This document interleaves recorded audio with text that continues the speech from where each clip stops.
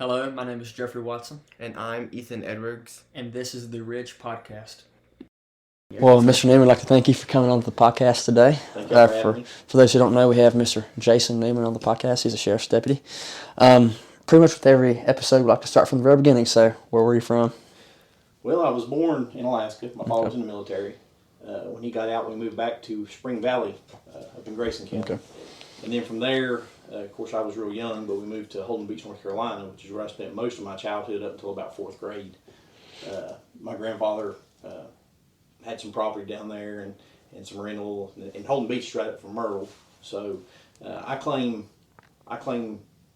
Grayson County, Carroll, and Holden Beach as home, really, because that's where I spent most of my childhood between the three. And which base was he stationed at in Alaska? Fort Wainwright is where I was born. Okay. And were you up there very long?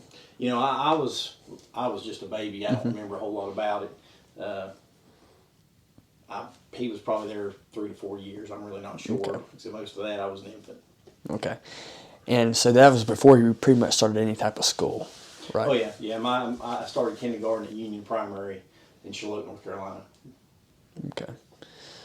So you stayed in Holden Beach for a little while. Mm-hmm. When did you finally move back up here? We moved. I don't remember what year it was. My 4th grade year. I think maybe the middle of my 4th grade year. I'm not sure on that. I went to Baywood. Okay. And then, oddly enough, I think at the beginning of my 6th grade year, I moved back to the beach for a while. Okay. But I was always back and forth with my grandparents, staying with my grandparents and things of that nature. Mm-hmm. And then my middle school years, we had moved back up to Old Town again. Okay. And finished out there. Were you very academic in school? No, not really. You know, looking back on things, especially having 2 kids that are so academically involved, I wish I'd have applied myself a little different. I took some advanced courses, but only because I was interested in those advanced courses, biology and English mainly. But anything else, I didn't really care about. I was more into sports and other things at that age. What type of sports did you play?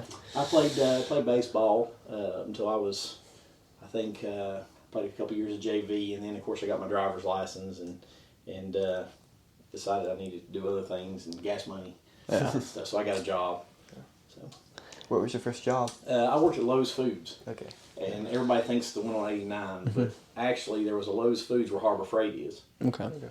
So that was my first job. I bagged groceries there, and then I stayed there for a year or so, and then I went to Rose's discount store, which is still there now. Yeah. But I stayed there all the way up until I moved away to Roxborough when I went to taxidermy school. So did you know you wanted to become a taxidermist when you were in high school? Not really. That goes back to the academic thing. And I was so busy running around and doing what I was, kids do at 16, 17 years old, that I didn't give much thought to my future at that time. And, of course, my father was on me about deciding what I wanted to do. Mm-hmm. And him being a taxidermist since he started, I think 89 is when he started. So he'd been doing it for a while, and that was an easy out for me. Yeah. I already knew it for the most part, and it was already an established business. And I did have an interest in it, but it was the path of least resistance for me, because that's just what it was at the time. So what type of program was taxidermy school? How long was it? So what I went to was an immersive year. Okay. At that time, there wasn't but 2 schools in the country that taught the type of curriculum that I did. I went to Piedmont Community College in Roxborough, North Carolina. Okay. Taught under Ralph Garland, who at the time was a nationally known taxidermist, and it was a full year, just like you would go to anything else at Withville for a full year. Only I moved down, and my apartment wasn't much bigger than this studio here. Actually, to be honest with you, I sublet a room in the back of my apartment that was just big enough to put a twin mattress on the floor. Yeah. I sublet it for $200 a month for a guy to come for 2 days a week to school. That's So, a pretty good deal. you know, Huh? yeah. For you. But at that time I was 18, so you can imagine. I mean, that was on my own at 18 for the most part. Yeah. So in taxidermy school, is it regular courses or do you like apprentice for something? Well, there was 2 different programs. There was the certificate program, and then there was actually the graduate program, but the diploma program. My father did the diploma program. He went to he took the algebras, and he actually used his GI Bill. to go. What he had left on it. So he took the entire program. I just took the certificate program, so I didn't take the Englishes and the maths, and so mine was 12 hours or 8 hours a day of just taxidermy all day. Now we had different curriculum within that, animal biology and anatomy, things of those nature. But it was just taxidermy for me. Okay. So were you a big hunter as a child? Yes, hunting's always been, and outdoors were always a part of what I did in growing up. My father was a big avid outdoorsman when he was younger. Moving to the coast, he was a commercial fisherman for a long time, and shrimp boat captain and things of that nature. So the outdoors was always big, and I guess being, in that type of career, it kind of goes along with it. I mean, it's just, so the outdoors have always been a big part of our lives. So you graduate from taxidermy school. Mm-hmm. What's next? Did you know what you want to like the career you want to go into? I went to work with my father, Mountaintop Taxidermy. At that time, we were on Knuckles Curve Road in the Old Town section of Grayson County, and which was actually the second shop, because the first one was on Haystack Road in Grayson County prior to us moving back to the beach the second time. Okay. But when we actually became established, I guess you'd say, was on Knuckles Curve Road in a little 2-car garage that we converted into a shop, and it served well for many years. In my junior year in high school, I graduated from Grayson County in 1994. My end of my junior year or beginning of my senior year, I can't remember, we built a new house just up from the old shop. And that's where we stayed until, the house is still there, but until Dad had his stroke and was no longer to continue the business. Okay. So after you worked with your father, how long did you work with him in the taxidermy? Well, I worked there from, I guess, so I went to taxidermy school in end of 94, 95. So from 96 all the way up until 2000 and early 2000, 2001, 2002. Okay, yes. Yeah, Now there was a time I took working for yourself, and I really wasn't so much working for myself as I was working for him. And sometimes it's not all it's cracked up to be, and to be honest with you, I got burnt out for a while. So I worked at Magnolia for about a year, and that wasn't for me. Yeah. So then I went back to taxidermy, but I've always had a hand in it. And then when I joined the military, I stepped away from it for that long, for the most part. I did a little bit while I was in, but it was hard, and it was just mainly for friends and that sort of thing, and easier stuff. But then once I got out of the military, I went back to doing it until I started with the sheriff's office. So. Did you join the military after 9/11? Yeah, actually, it's funny. I remember I was actually going to work at the shop on 9/11, and I had laid out a largemouth bass. It was large, real big bass. And I was listening to the Bob and Tom show. I don't know if you're familiar with who the Bob and Tom show are, but it was a morning show, and it was just a comedic hours of just comedic. There was no real sense to anything. Yeah. And when I got to the shop, there was the break from getting out of the car and getting my stuff and getting into the shop. The show had gotten different. There was a different tone to the show, and it became serious. And that's when they were talking about the planes that hit the first tower. So we went up. I put the fish back, and we went upstairs and just watched it for the rest of the day. And I remember getting so mad. I mean, I was furious, and what had happened, and it kind of lit a fire. And I'd always wanted to join the military, and so that was kind of the driving force in having me go ahead and do it. I was so mad. Yeah. So how soon after did you go to talk to the recruiter? I honestly don't really remember. It's been so long ago. Maybe 8 months to a year, I guess. I don't really remember, but I joined up, and then. Of course, that put a stop to the taxidermy thing, and then shipped off to boot camp about 6 months later. So what's that time period like between signing up and boot camp? How do you prepare? What do you do? It wasn't bad. I was 20, 26, 25, somewhere. So I was a little older than a lot of the typical people that join the military out of high school and whatnot. But I was in what was the delayed entry program. So I was young, I was in shape, I was driven, I was still mad. So I actually applied myself for that 6 months, and I got in really good shape and ran regularly and went to the gym regularly, and so I was prepared. Yeah. Oddly enough, on the day I went to ship, I was married at the time, so and had a young daughter. Kaylee, she was at that time. Trying to think how old she would have been, but she was a baby, and maybe 6 months old. I can't. So you say goodbye to your family, and you're going to ship off. And I went to Withville, and I got on the bus, or got ready to get on the. Well, I did get on the bus, and they took me to MEPS, and they started calling people. You spend all day there. It's a miserable experience, and you spend all day there, and they started calling people to get on the bus. And I was supposed to go to Fort Jackson, South Carolina, and my name never got called. I didn't know what was up with that. And you don't talk. I mean, I was 25. I was a grown man, but still, you just didn't talk unless you were spoke to. It's the way it works. And finally, I was like, hey, what's the deal? I'm sure I didn't say it that way, but So they asked me. They said, "You're Newman." And I was like, "Yeah." And they come back here with us, and there was a problem with something, and I didn't ship that day. So I had a whole another 3 to 4 months I had to wait. Now, in that time, I got lazy. So, So you waited those 3 or 4 months. Mm-hmm. You finally go back. Yep. And you ship out to Fort Jackson. Nope. So the first job I had taken, I don't even remember what. Oh, it was military intelligence. That was I can't remember the actual acronym or the MOS, but I got into that, and there was a problem. Not enough slots or something. Mm-hmm. I don't remember what the problem was, but I had to pick another MOS, which is your job in the military, military occupational specialty, I believe it is, and. At that time, different schools, depending on what you picked, you went to different schools that were more aligned with the area you were going to go in from there on out. So I actually went to Fort Benning, Georgia, is where I ended up going. So what MOS did you choose after? I was a 31 Foxtrot, which was a network switching systems operator and maintainer, which is a fancy word to say. Oh, okay. So I plug stuff into a switch box. IT stuff, yeah. Yeah, but I never did that in the military. Okay.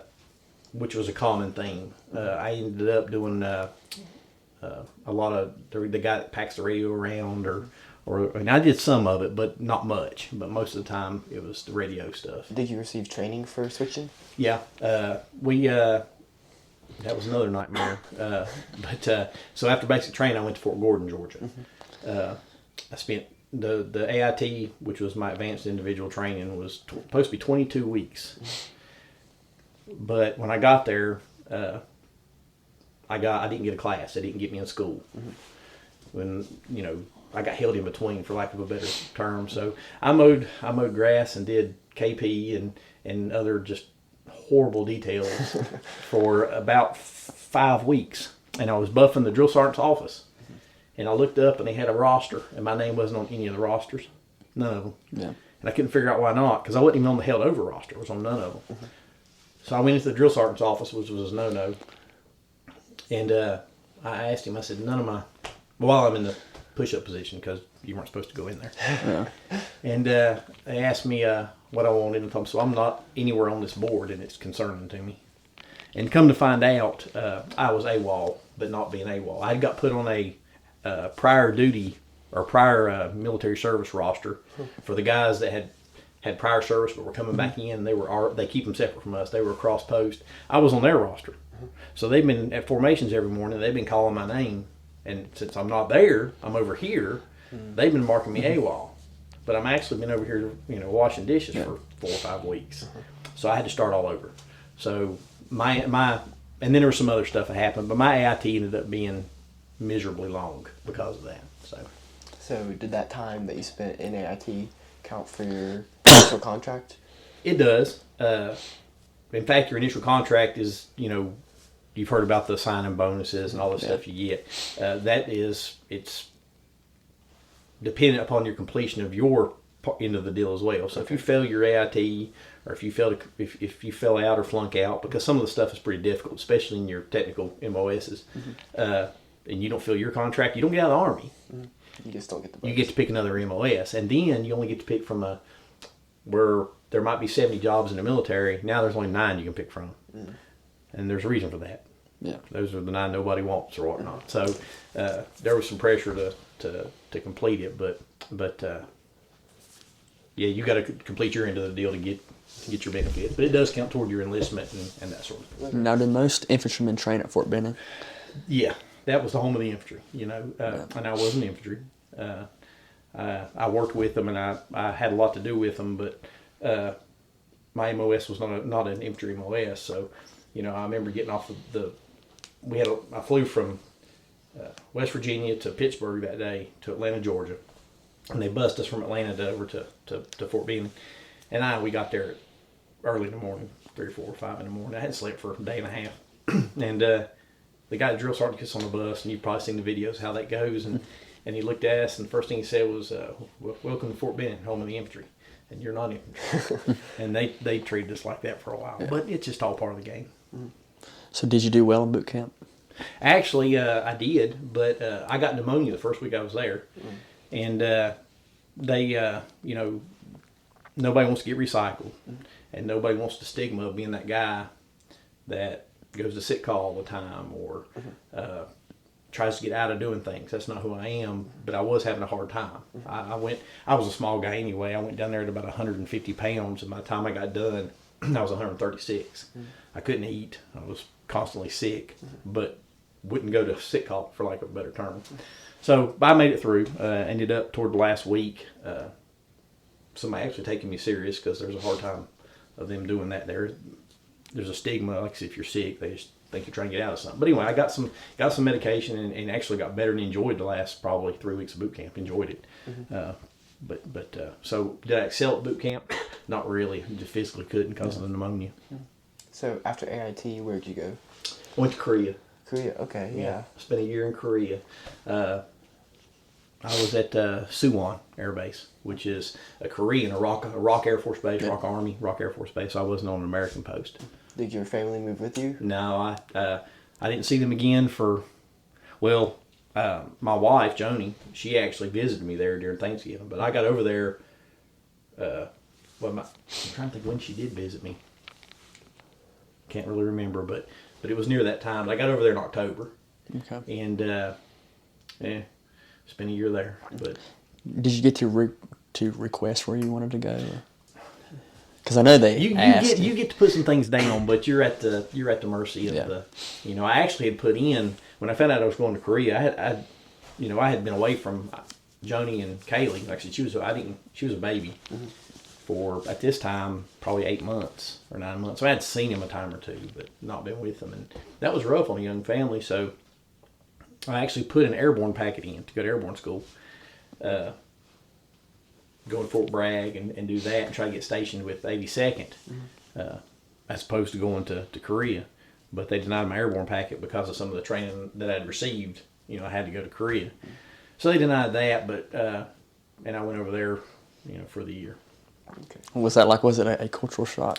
The first probably 3 to 4 months were miserable. I mean, I didn't want to be there. I missed my family.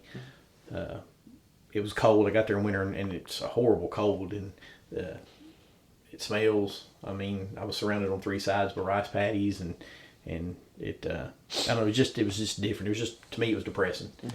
But I finally told myself I was not going to be depressed. So I started learning the culture and hanging out. Made some Korean friends. The Army guys and this and that and the other, and started going out, hanging out with those guys, and learning the culture and learning to move around the country, and actually learned a little bit of the language.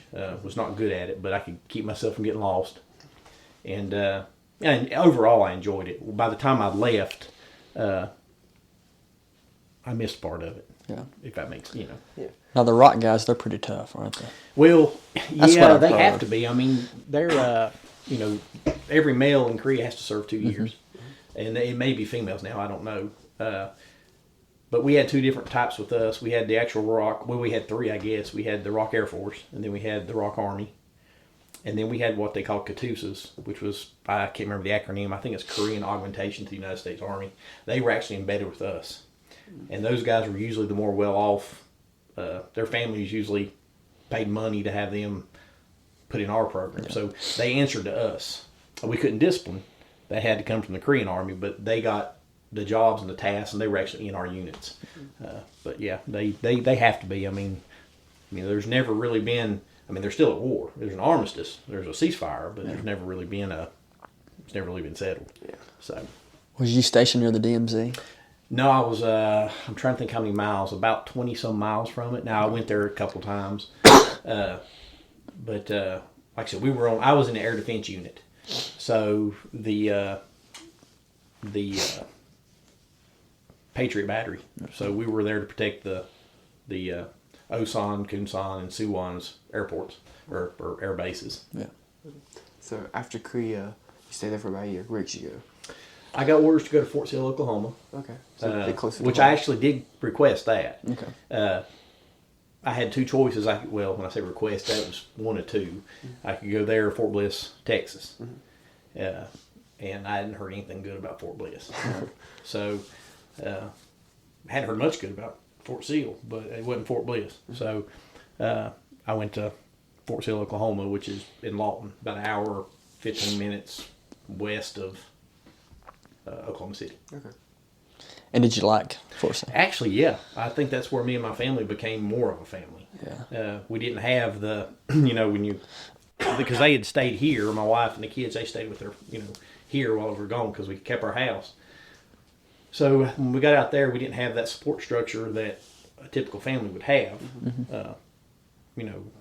depending on people to watch your kids or run your errands or just for emotional support. So we really gelled as a family. And since we were a family, we weren't into now there's not a whole lot there for young people where I was, and there's not a whole lot of nightlife. It's it's a big town, but there's just not much there. Yeah.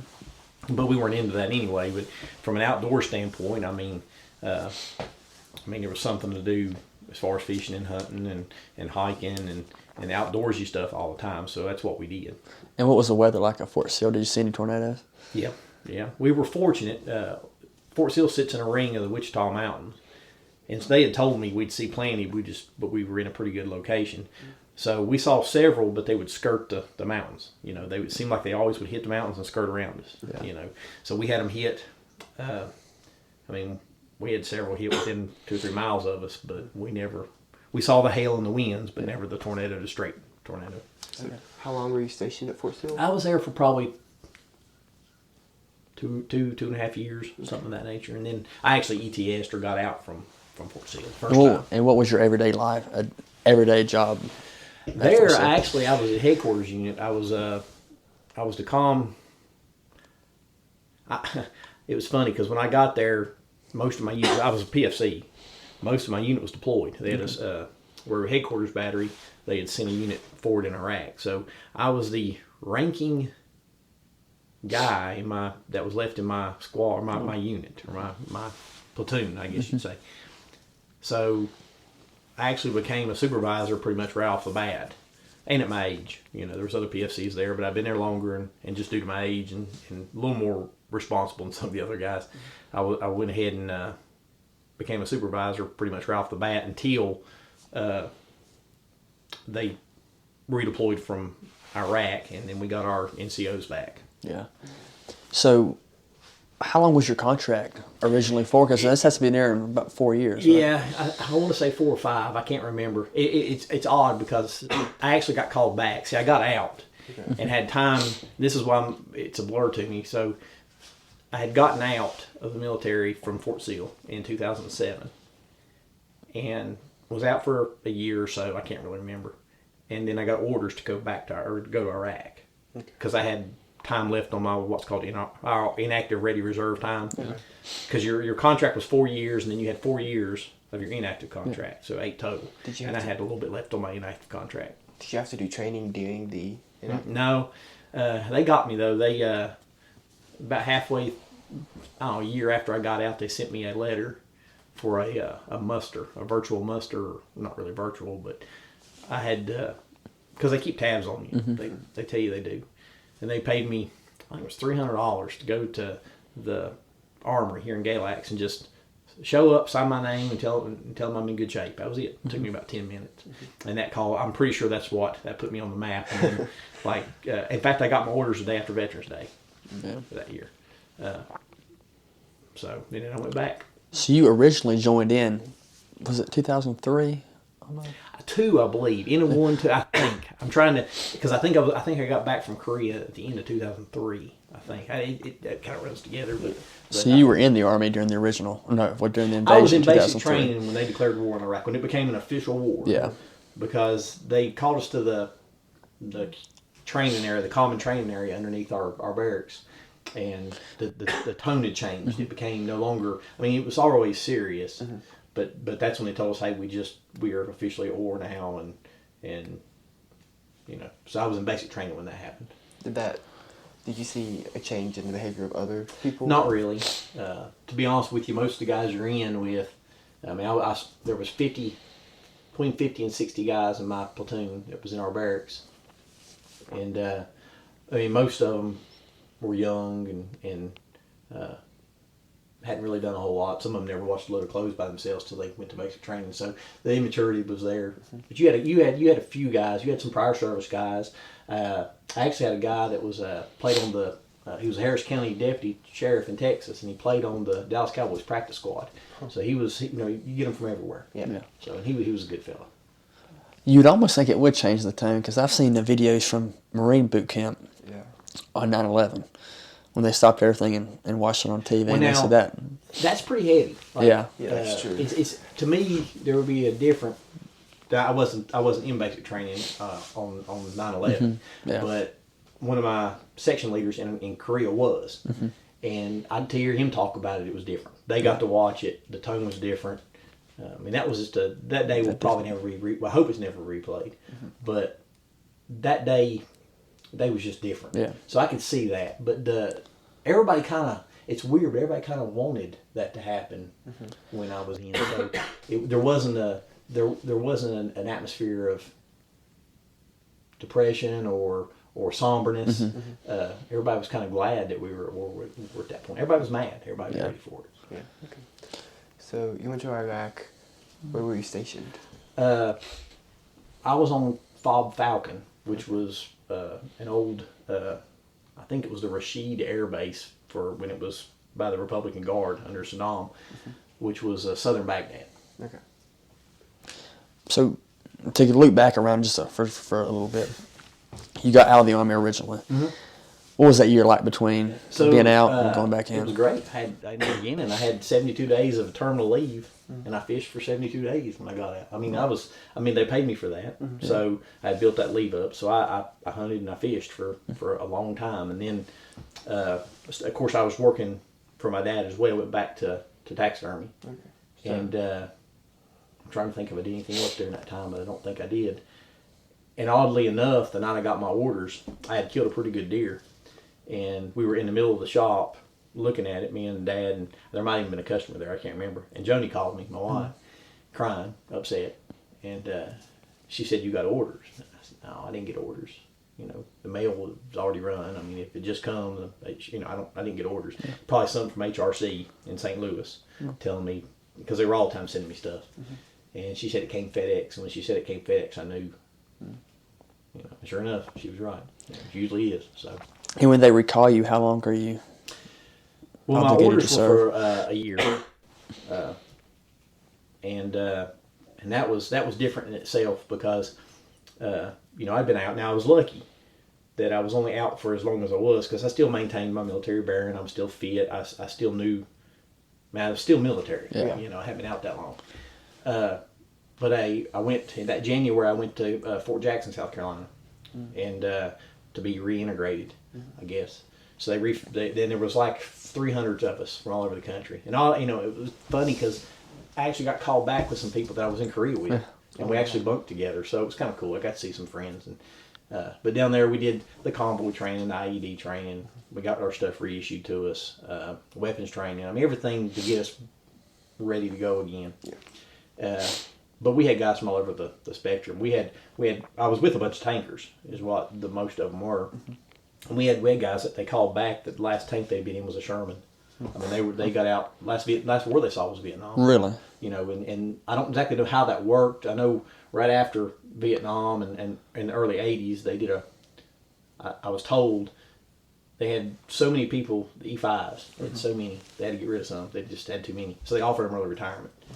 With the understanding that you're in the IRR for this many years. Yeah. Well, it had never been used before, or at least that often, so nobody thought they'd ever get called back. Yeah. Well, here they go getting called back. And I was fortunate because I had just been out. I got stuck with the 30th Heavy Brigade Combat Team out of just outside of Bragg. And those guys were great. Where we had just come out of the military, I won't say they treated the other guys bad, but those guys had been gone so long that it was hard for them to reintegrate into today's technology and things of that nature. So they ended up doing a lot of things that I wouldn't have wanted to do. And we were lucky. We went in and pretty much fit right in with those guys. So reintegration, was that all branches or just Army? Well, I think each branch has that, but I can't speak for what the other branches, how they do it. I mean, just for your experience, yeah. Well, we spent, I think it was 5 or 6 weeks there. I can't remember how many weeks we were there at Jackson. And then I went to Fort Gordon again. Okay. Because I had to go get retrained on some of the new comms equipment. Okay. And that was like 2 weeks. So it was a fast process. Yeah. And then they sent me to Mississippi to get with my unit. And we did more training there. And then I went to National Training Center in California and spent a little bit of time in the desert to simulate being in Iraq. Yeah. And then we went to Iraq. So you went all over the country quickly, too.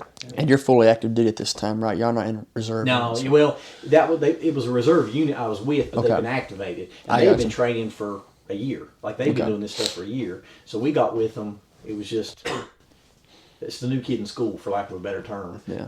And we were, like I said, we were fortunate. They welcomed us in and gave us important roles, whereas some of the other guys, they ended up doing a lot of details and things that. Did you have anybody that served in the Gulf War that came back? Yeah, we actually did. And we had people that served in the first wave, I guess, the push. So, we had them from everywhere. We had people from Vietnam. Like I said, we had some older people with us, and it was unreal to see the younger guys and all the way up. Did they have any wisdom to? We made friends with some of them. All of them, really. I mean, we were all in there together, but I spent most of my time with the guys that I was stationed in Korea with. Yeah. And then, of course, we got to know some of the when I got to my unit. Now, those guys, all those guys they were reserve guys, full-time reserve guys. And they were an IT bunch. So I learned a lot from them, and they had a lot to offer as far as the IT and things of that nature. But, I guess everybody brought something to the table. So you're in the desert of California, and then you ship off to Iraq. Mm-hmm. What was that experience like, shipping off to Iraq? How'd y'all fly in? Where'd you fly Well, into? we flew from, we got, I want to say we got a week. We got to go to home for like 5 days before we actually shipped out. So we flew, I can't remember where we flew back to. It's been so long ago, but I know I came home for 5 days from Bragg. I think we flew to Bragg. And then went back to Bragg for the going away ceremony. They make a big deal of everything. And flew out of Bragg. And we knew it was coming. So, and honestly, at that point, everybody just wants to get it Over with, yeah. over, because you're not getting done until you start. Yeah. And we flew out from Bragg. Yeah. So when you initially received orders, how did you feel? Were you excited to go back? A little bit. Yeah. I didn't. The first time I went in, I didn't I didn't go overseas. When I got out the first time, I had orders to go. I was getting ready to go, but they deleted my orders. It was funny. My first sergeant came to me, or my master sergeant, and he asked me what I was going to do when I got back, because I was under stop loss. And I told him, when I get back, I'm getting out. And he said, well, we got some guys here that need it for their career. If you want to go ahead and get out, we can switch. They want to switch with you. And I was all about that, because we just had Ashlyn, my second child, and I'd spent so much time away from Kaylee. And even with what I did at Fort Sill, I was never home. I was flying all over the country, so I might be home for a little while and gone so I was ready to get out. So that's what I did. I let them go. Somebody go in my place. So I felt kind of like I didn't complete my military career. So if that makes sense, because I had friends that went and didn't come back and got hurt, and I felt like I feel like I didn't do my part. Yeah. So part of me, I hated to leave my family, but part of me was glad to go. So you leave the United States. Where do you land? First in Maine, then in Germany, and then in Iraq. Yeah. No, Ireland. We went to Ireland, but then Iraq, and we landed in at Baghdad International Airport. Where everybody lands, and then we went by helicopter to Falcon. How did transportation of materials or equipment work to and from bases? Well, mainly convoys. Did you ever work convoys? Yeah, but I was fortunate. Like I said, I did radio stuff, and I'd get once in a while I'd get put. I think it only happened once or twice where we went off the fob with the. I can't remember the force protection guys. And usually that's when something broke and we had to go out to fix it. So, but my employment was pretty good. So. And how long did you spend over there? I spent 10 or almost 11 months. Okay. It was funny because the Title 10 orders, which is the orders I was on, they expired like 2 weeks before everybody else's orders. So the guys that were in the same boat as me that were on the Title 10 orders actually flew back right after Christmas to Fort Stewart, Georgia. So we got home just slightly ahead of the rest of the people because our orders expired before theirs. And was it hot over there, the weather? Yeah, I mean, you got used to it though. 114, 115. Yeah. But it also got cold at times. So, but it was a different heat. There was no humidity at all. So you learned to cope. Yeah. Do you feel like your time in California training in the desert prepared you for the environment? No, I hated that. It was interesting, but I don't really feel like it helped me. Yeah. Sure, they're somewhat similar, but they have to be different in more ways than they're similar.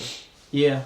What was interesting is, the when we were going out to where we were, they've created an entire city in the middle of the desert that looks just like Iraq.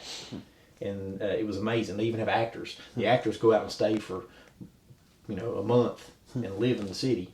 Wow. And they act. And it's impressive. And they said the creators from Disney actually were the ones who built the city. Really? So, because we were driving through it, it's like you're in another world. It's impressive. Did you have much contact with the Iraqi people when you were over there? Yeah, not a whole lot. I dealt more with the local nationals from the interpreters and things of that nature, but a little bit. Did you pick up any foreign language? No, I did, but I had no interest in picking up that language. That's fair. Yeah. But it has to be a completely different culture over there. Oh yeah, it is. Yeah, some food and stuff. I went to a place called the Palm Grove with some guys one time. Actually, it was a marksmanship competition. They I don't know why we did things like that, to be honest with you. It seemed like a useless combo that could have got somebody hurt. But we went to a marksmanship competition where we had been challenged by the Iraqi Special Forces to compete against them in shooting our guns. And so we drove out there for that, and of course we won. But afterwards, they fed us. And I remember we couldn't get fresh. It seemed like we never had fresh fruit. But they had these tables set out of fresh fruit, and we're in the middle of I don't know where we are, but we're in the middle of Baghdad. And I remember the sheep or goat or whatever the meat was we had on the table. I mean, I was really looking forward to eating that, and hot and everything. They said go or whatever it was they said, and I remember getting my plate like we do. We get our plate, we get our fork, we get our stuff, and then the Iraqi guard and all those guys, man, they just started grabbing meat and pulling it off. I don't know, just kind of. Now, did they sit on the floor and eat? We were standing. Okay. Yeah. So, what was your everyday schedule like in Iraq? Most days it was a 9-to-5 job. Yeah. I would get up. We were responsible for maintaining radio comms, and the internet. We supplied the internet to the entire region. Yeah. And as long as everything was good, Yeah. we didn't do a whole lot. It's when things broke that got bad. Because if things went down, shots, radio shots, if they went down, then the combat outposts, things of those natures, they couldn't talk to anybody. They were on their own. And some of those places only had, 100 guys on them. Yeah. So it was important to keep that stuff up. And that's when we would go, my unit or guys in my unit would go off post to fix stuff when they couldn't get it fixed. So you mentioned the internet. Did the United States run their own line to bases? Well, we had the, I don't know exactly how it was run, because when we got there, we just pretty much switched our gear out with First Armors that we were replacing, and it was one for one. So by the time we got there, because we sent a forward party ahead of us, everything was set up when we got there. So I don't know exactly how the equipment switching over went, but I would assume it went just plug and play. Yeah. Okay. So were you anticipating coming home like day by day by day, or did you just not focus on it? You get in a just a routine, and you think about it, but you don't think about it. If that makes sense. And I was fortunate. I controlled the telephones. Any communications that the entire place had, my platoon, whether part of them were in automations, part of them were the radio guys, part of them were the telephone guys, it was all ours. Yeah. So we didn't really worry so much about having to have the calling cards to call home or that sort of thing. We just called home. Yeah. So, Good spot to be in. yeah. So leaving Iraq, what was like the final few days in Iraq like, knowing you were about to go home, packing things up, leaving? You just ready to roll. Yeah. I mean, I was ready to get home. And there's a lot of anxiety as far as they treated us pretty bad on the way back, like once we got back. But being in at the time, I say reserve, it was a guard unit actually. But I felt like we were pretty disrespected by the people at Fort Stewart when we got home. And I was upset about that. But you're on edge the whole time because you just want to get home. You're on U.S. soil, but there's still stuff you got to do. They make you go to the stupid classes to so you're not angry when you get home, and it's all BS. It's all, but you're just ready to get home. Yeah. And your service was over when you get home, right? Yeah. So no chances of being called back. No, I'm done now. Okay. Yeah. Yeah. So you're done Yeah, and I'm with too old to go military back service. now, so it's all good. So after this, you're completely over with it. Did you know what you wanted to do after that? Did you want to go back into taxidermy? No. I didn't want to go back. I always wanted to maintain the taxidermy thing. I've always done it. I still do it a little bit now. But that's where the law enforcement side started coming in. I'd always been interested in that, and I was so used to being told what to wear, where to be, chain of command, things of those natures, and I like that. I like the structure and I like the order. Yeah. So that's kind of what I gravitated to when I came back. It's kind of where my sights were set. And did you go to the academy? I did. I put in 2 applications. Well, actually, I had planned. I was only maybe a semester away from having my degree through Withville in electrical specialization. Okay. But I had internships. I had to do internships, so all was left. Those are a lot of hours too. Yeah. And President Obama, there was I don't remember exactly what happened, but I had 2 years of GI Bill stuff and health insurance stuff where I'd come back from Iraq. And there were some benefits I got because of that. And something popped up on the news one day, and him and Congress were fighting like they always do, they don't agree. Yeah. And he was threatening not to sign this particular bill that was going to, I can't remember what it was, but I remember me going, if he doesn't sign it, I'm not going to be getting paid to go to school. Well, if I'm not getting paid to go to school, I can't feed my family, So I got scared and that was going to happen because, I had 2 young children. Yeah. And I put in 2 applications. I put an application at the jail, and I put an application at the sheriff's office, and the sheriff's office hired me first as a dispatcher. And that's where I went. So where were you living during this time? Same place I am now. We kept our house. When me and my wife been married for 23 years, and we bought a house, here in Carroll County, and we kept it because we didn't know if I was going to go into it as a career or what. So, and they stayed there while I was in Korea the first time. And then we come back when I come on leave and things of that nature. So we kept it. Speaking of making a career out of it, after coming back from Iraq, could you choose to continue doing service? Oh, well, I don't know. I could have probably stayed in. I know I could have the first time, but I don't know what the process would have been where I had been out. Being where I got called back. It was kind of different for us. Yeah. I mean, I know it could have happened. Yeah. They called me back without my permission the first time. I'm sure they would have had me with my permission but it would have been, I don't know how that would have worked. Yeah. Okay. What were your first few months at the sheriff's department like? Well, I was dispatcher. Warren Mann hired me. And I enjoyed it, with my ultimate goal eventually of getting on the road, And I worked under Warren, and then J.B. Gardner took office, and he sent me to the academy. And I went to the academy, and the rest is history. I've been on the road ever since. Can you explain the role of a dispatcher? Yeah, I mean, they're the first ones that somebody talks to when they call for help, and it's probably the most underrated or underappreciated, I guess you'd say, job we have there.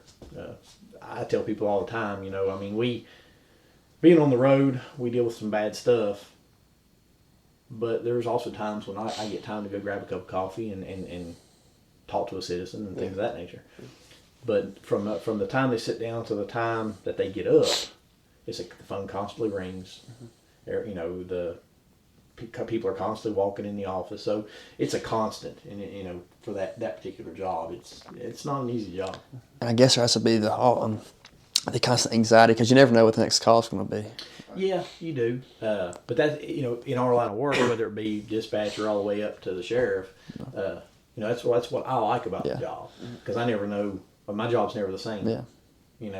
From day to day, I might deal with the same scenarios or same types of calls, meaning an assault or a dispute over property, but each one's inherently different from the last one, and I enjoy that part about it. Did you have to know how to handle certain situations over the phone, like give instructions? I think being a dispatcher definitely helps you learn how to talk to people. Yeah.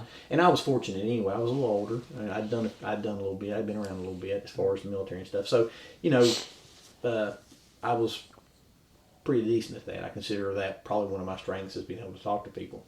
But it does make you, I think, a better communicator, and ultimately a better deputy, coming from, say, the jail or corrections or dispatch, something of that nature. Do you feel like your experience in the military helped you be a better dispatcher? No, but I think it probably helped me be a better. This sounds bad, but you got to be a follower before you can be a leader, I think.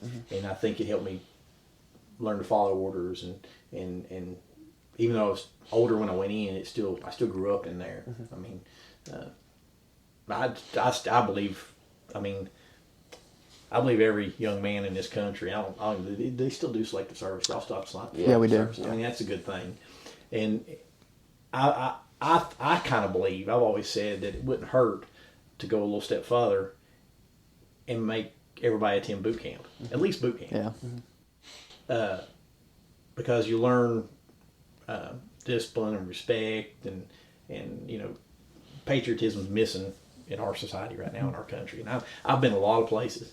And, we might have some problems here, but, we still live in the best country in the world. Yeah. So. Absolutely. But so a few more questions about the job of a dispatcher. How many people are manning the phones at a time? Well, when I started, it was just one. I mean, you were it. Yeah. Oh, okay. There was a time we worked, but our schedule was different. We worked 8 and 12s, or 10 and 12s. Anyway, but there was a time for about 3 hours or 4 hours a day where it overlapped. So for about 4 hours a day, you had 2. I think from about 3 to 11, 3 to 7. 3 to 7, something of that nature. But most of the time it was just one. And on the weekends, usually just one. It's gotten now to where the call volume has increased to the point where we try to have 2 in there now. But there's times when it's just one. So at this point, J.B. Gardner's sheriff, right? And he decides to send you to the police at the academy. Yeah. What was that like, the police academy experience? It was good. I enjoyed it. I had a good time. I'd do it again. To me, it was fun, you know. But ultimately, the whole time you're there, you just want to get out and do your job. Yeah. How long was the academy? I think it was 22 or 23 weeks, but I think it's a couple weeks longer now because they've added, you know, every time we have something go down in the country, it seems like they have an extra class that you have to, you know. So I feel confident it's probably a week or so longer now. But. So, go ahead. And did they put you up on campus? No, I drove. It's in Dublin. Okay, Dublin. Okay. Yeah, I was thinking, I don't know. I was thinking one in Richmond. Okay. Yeah, so I drove back every day. Okay. So, you attend a lot of Cook County High School sports events, right? I do. You're at almost every basketball game I've went to, some baseball games too, I'm sure. You're a prominent figure in the community for many students. What do you have many interactions with students? Yeah, I you know, especially with friends, you know, of my daughters and this and that and the other, and I just enjoy. I mean, I enjoy that environment, you know, and it's a break for me being around young people and in the school environment from what I typically do. So, you know, there's a lot of times when you'll see me there, and I won't say I'm on my own time because if I'm in my uniform and you know I'm representing the sheriff's office, I'm working. But I'm there because I want to be. You know what I mean? And I just enjoy, and I enjoy talking to people in the community. So, does your occupation change how you approach scenarios in public or unrelated to the job? Yeah. I mean, I think anybody in this line of work is more aware of their surroundings, you know, and need, you know, and then it changes how I think I raise my kids too. I try to. I mean, you know, unfortunately, we see things from time to time that make us a little less, or maybe a little more. We see things through a different set of glasses a lot of times. So, you know, it scares me being a parent doing what I do. Yeah. You know. What was it like putting on the badge for the first time? It was a sense of accomplishment. I mean, like I said, I had been, you know, if I'd have known out of high school, this is one of those deals that goes back, we'll circle back to how I was in school. If I would have known that it didn't require a degree, not that it doesn't require intelligence, it just, there was the academy certification and then the state certification. If I'd have known that it's not easy to attain, that's the wrong word, but it was available to me. Like it wasn't something that required. Yeah, so I would have done it and never joined the military. That's where I'd have went. Well, I can't say I wouldn't never, but I could see where it would go a different route. So I had been, you know, it was a sense of accomplishment for me. I had set a goal. It took me a while to get there, but I got there. So, yeah, I feel like I'd accomplished that. And do they put new deputies on third shift? We work, we work swing shifts. Swing shift. So, you know, it's just, we work a little bit of everything. Yeah. You know. Okay. So, you mentioned your father. How did your time being in the military and being a sheriff now, being a sheriff's deputy, change how you parent? Well, you know, when I see things from time to time, I don't know how to explain it, but whereas you might pass by, and this is you know, where you guys might pass by somebody that's broke down on the side of the road, and think maybe I should stop and help them. I want my daughter to think. I want her to think that. Yeah. That's humanity. That's compassion. Yeah. But I want her to think I might need to make a phone call to go check on that person. Yeah. Does that make sense? Yeah. Because you know, sometimes our compassion for people puts us in dangerous situations. The world we grow up in now is not the same world I grew up in when I was living at the beach. You know, at 5 and 6 and 7 years old, you know, Saturdays I would be on the Intercoastal Waterway, miles from my home, and not come back to dark. Mm-hmm. You know, nobody thought about somebody kidnapping me or things of that nature. It probably went on, but it wasn't a constant. You know, or getting shot in a drive-by or things you see on the news. Mm-hmm. So things scare me now that I bring home. I use them as teaching points for my kids. You know, just be aware of your surroundings. You know, always have an exit. Always know how to get out of where you are. You know, and there's people that get paid to go check on people on the side of the road. Yeah. You know? Yeah. And besides being a sheriff's deputy, a lot of people see you at school dances and stuff as a DJ. Yeah. Can you talk about getting into that? Yeah. So that's funny. So back in what was height of COVID. So Kaylee, my oldest daughter, she didn't have much of a senior year because of COVID. So she didn't get her senior year of soccer. She missed out on a lot of stuff. So she didn't have prom. Yeah. Of course, we had already, just like other families, already bought the dresses and made the arrangements. And I mean, prom's a big deal. Yeah. So, but she didn't have one. So me and my wife got to talking, and we wanted to do something. So we got a place out in Grayson County, and was going to throw a prom for, Kaylee and some of her friends, and that's what we did, and that's how that started. It started out with a set of speakers and an amp, and that was it, and then and an iPad, and then a week or two after that, I don't remember. Shortly after that, my Joni's sister was getting married, and her DJ canceled on her, like maybe not last minute, but real within the last week, and she asked me if I could do it, and I said, well, I don't have a clue what I'm doing. But I have speakers, and I have, it's just, I don't have no lights, I don't have, just music's all I can do. So I did that. And that's kind of how that evolved. And then it became a little bit more, and then a little bit more. And, now I do a few weddings. I do a few weddings. I do mostly school dances and events now. But yeah, I do quite a few of those. Are you working the prom this year? Not y'all's. I have Galax's on the 29th. Okay. And something on Friday. I have a party on Friday, and then Galaxy's prom on the 29th, and then we'll go into the wedding stuff later on. I remember, not this year, but last year's HOCO, you DJ'd. Yeah, I've done homecoming a time or two. Yeah. I did the COVID homecoming when they had it in the parking lot. Yeah, I remember that. Yeah, one. that's what I'm referring to, yeah. Yeah. And that was different. Yeah, It was a different experience. That was chaotic in a way, because it was just in the parking lot. It was hard to but I think it went well. So It was neat. It was a neat blast. night. I mean, it was just weird being in a parking lot, but that kind of made it cool too, Yeah. in a way. It was cold that night, though. How do you pick the music? Do you get to pick the music that they play? well, I do and I don't. Yeah. There's some things I won't play. Refuse. Yeah. And then there's things I try to play, of course, all clean versions, but there's a few that I don't play. They're still just as bad. Yeah. You still got to remember where you are. But I don't mind the kids come up and make requests. That helps me out too. And then I'll build a playlist off that later on. But the high school and the middle school are totally different. So Oh yeah, absolutely. yeah, Absolutely. yeah. So but that's how that rolls. I think when we're normally wrapping up, we have a set of questions we like to ask.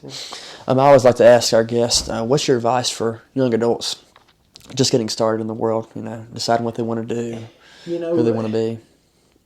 Listen to your parents. I mean, everything my father told me that I told him had changed in his time was pretty much the same. I mean, we've been there. Just listen to your parents. Be respectful. And I think that goes a long way. Yeah. And the next question is kind of it's a doozy, but I think it's important to That's ask. one we ask every guest, and we'd like to do that with you too. Because we get some really unique answers. Yeah. Most of the time. So, what's the meaning of life to you? I knew this was coming. Yeah. But I honestly, I think I want to leave the world better than I found it. Mm-hmm. I want my children to be better than I am. And in doing that, I think that's what I can leave. Does that make sense? Yeah.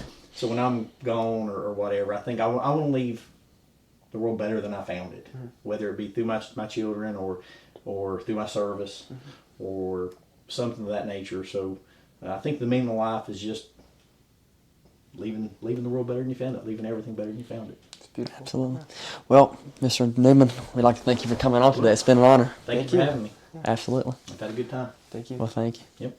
My name is Jeffrey Watson, And I'm Ethan Edwigs. and this is the Ridge Podcast. You can find us on Spotify, Apple Podcasts, Pandora, iHeartRadio, YouTube, Instagram, and as well as your favorite podcasting app.